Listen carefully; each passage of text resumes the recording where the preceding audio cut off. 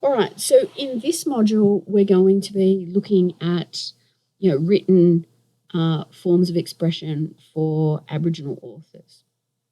And I think that given the importance of text to, European culture, that this has been something that has been quite significant because in a lot of sort of British cultural frames, if it's not written, it doesn't exist. So oral testimony is not given anywhere near the same level of legitimacy and authority as the written word. So we're going to see that a lot of what Aboriginal authors have written has been about the destruction that's been wrought by colonisation, the disruptions to things like land, languages and songs, and the impact that that has on identity. All right, so a lot of people are familiar with the figure of Bennelong, who was an Aboriginal man that was captured by British soldiers on the orders of Governor Phillip in the early Australian colony. And Bennelong did actually travel with, English colonists. He provided a lot of work with some of the early people that were documenting the colony. So colonists like Watkin Tench, we can find the work of Bennelong in his writings really strongly. And I think that this contribution to the records is something that hasn't really been acknowledged. Okay, the first Indigenous Australian to release a book was the scientist and inventor David Unaipon, who you might be familiar with because you would have seen him on the $50 note. Okay, and this occurred despite the fact that he had received, really minimal education in his life on the mission. And the way that his life was recorded in the mainstream media, I think, was really interesting. So we've got a newspaper article here that headline is, quote, Australia's cleverest darkie. So we start to see this really ethnocentric language. And we also start to see this real development in mainstream media about, how do we say the first Aboriginal this, or, the, really lauding Aboriginal achievement. And we still kind of see that to a certain extent in new mainstream media today. So Unaipon was particularly famous for some of the work that he did on a mechanical shears for shearing sheep. And, this shows that particular model. Okay. Also, and I think this is very much about the context in which he was working. So much of, what he was designing was about the improvement of farm methods. Okay. So when we've talked in previous weeks about what was the context, who, the where, the why, we can see that this definitely plays out in the written work that he was doing. Okay, so in New South Wales, the Aborigines Protection Board and then the Aborigines Assimilation Board published a magazine called Dawn and New Dawn. And I think, look at the Dawn magazine there. You've got on the one side, the left-hand side, the traditional stereotyped image of, Aboriginal masculinity. And then if you look on the right-hand side, you've got the city. And so much of the work that was published by the government at that time worked off that dichotomy, that there was the old and, the dawning or the movement of Aboriginal people should always be towards, in inverted commas, civilization. Okay? So, we see even in our our literature that there are definitely little signifiers that we can read. Okay, so Kath Walker, later known as Ujuru Nanako, published a work of poetry called We Are Going in 1967. And this, was quite groundbreaking and has been used, for instance, in various HSC curriculum. What we really see with her work is the importance of the political.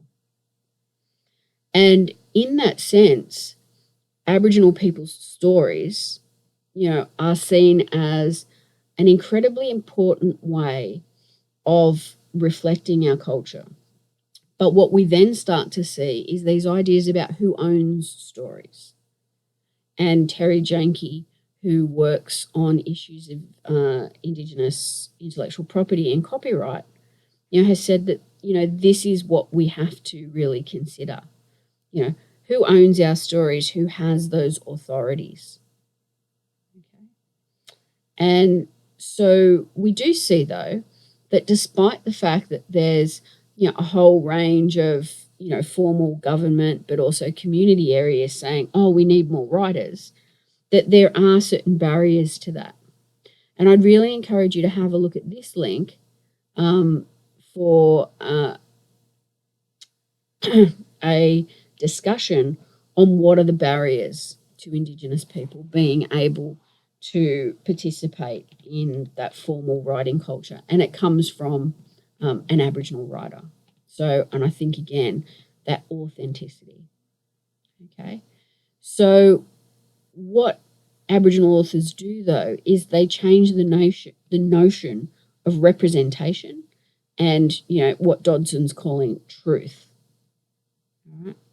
So Sally Morgan's work in 1987, My Place, garnered enormous attention nationally and really fed into the political processes that were starting to talk about, issues of treaty, about the stolen generations.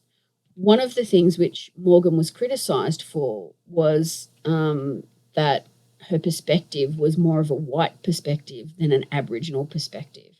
And this is a really interesting area for us to consider.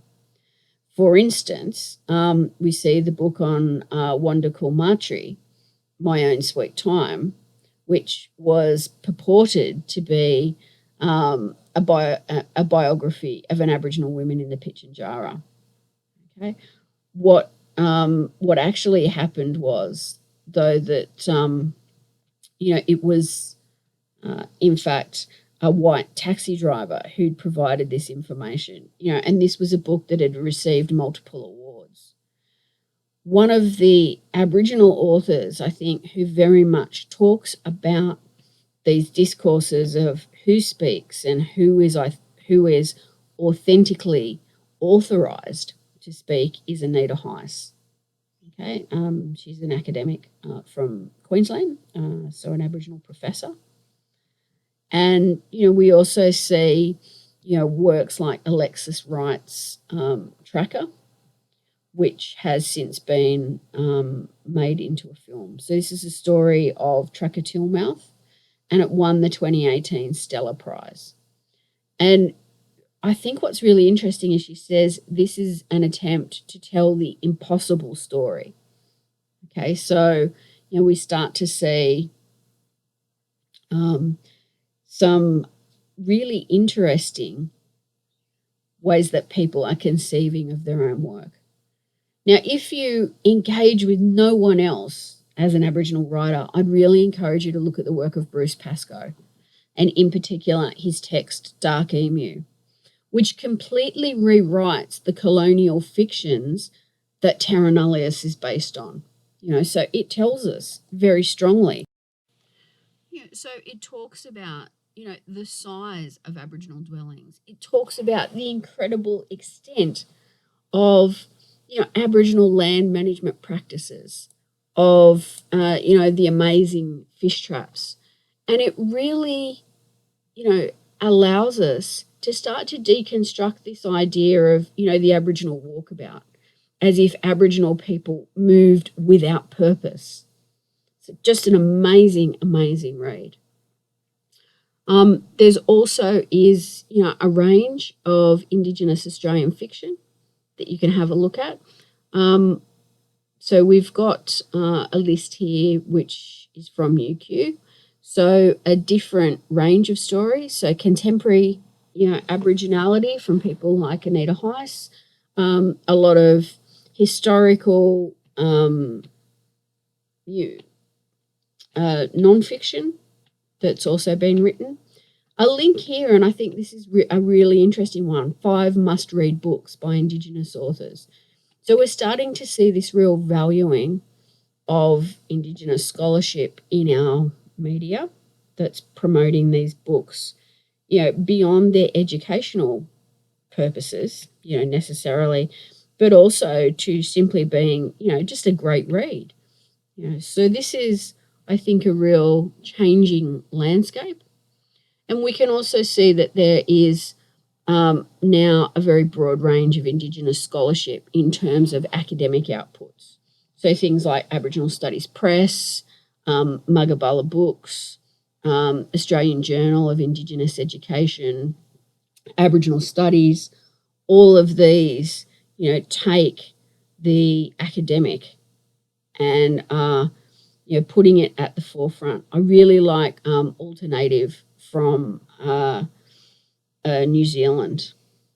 Okay.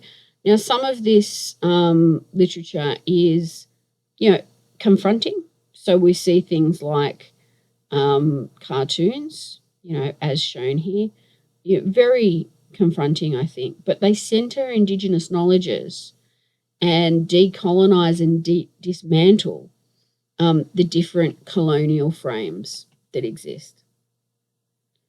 All right, so then also looking at some different anthologies. So texts that have been put together that bring different Indigenous authors, voices and perspectives. The Anthology of Australian Aboriginal Literature, I think, is a great example of that. And they talk not just about dispossession, but also very much about hopefulness and being part of a good future.